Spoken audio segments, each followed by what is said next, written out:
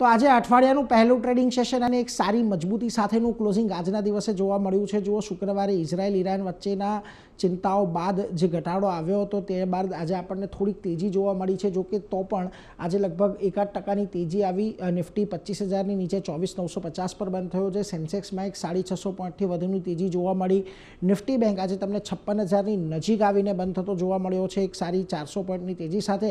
અને મિડકેપ અને સ્મોલ કેપમાં પણ આજના દિવસે સારી તેજી રહી છે। આજના દિવસે જે સેક્ટર આપણને સારા પરફોર્મ કરતા દેખાયા એમાં જુઓ, આઈટીની અંદર 2% તેજી આવી છે, રિયલ્ટીમાં લગભગ 1.25% તેજી છે, સરકારી કંપનીઓમાં સારી તેજી રહી અને મેટલ્સ કંપનીઓમાં પણ ખરીદદારી રહી। આજે તમામ સેક્ટોરિયલ ઇન્ડાઇસીસ આપણને પોઝિટિવિટી સાથે બંધ થતા જોવા મળ્યા છે।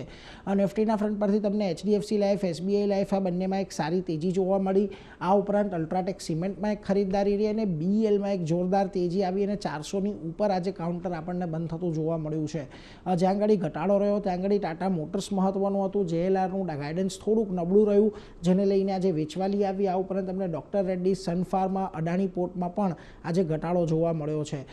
મિડકેપના ફ્રન્ટ પરથી આજે આઈજીએલમાં એક સારી તેજી રહી, જે ઇલેક્ટ્રિક વ્હીકલ પોલિસીના ટાર્ગેટ છે કદાચ લંબાઈ શકે એને લઈને એક સારી ખરીદદારી આવી છે દિલ્હીની અંદર। બીજી તરફ supreme industries, PI industries, KPIT tech જેવા કાઉન્ટર આજે ખાસા એવા ફોકસમાં રહ્યા, જ્યાં આજે દબાણ આવતું દેખાયું તમને મિડકેપની અંદર। જુઓ, પેજ ઇન્ડસ્ટ્રીઝમાં 1.25%નું દબાણ હતું, એમઆરએફ, મઝગાઉં ડોક અને અપોલો ટાયરમાં પણ તમને આજના દિવસે એક વેચવાલી જોવા મળી છે।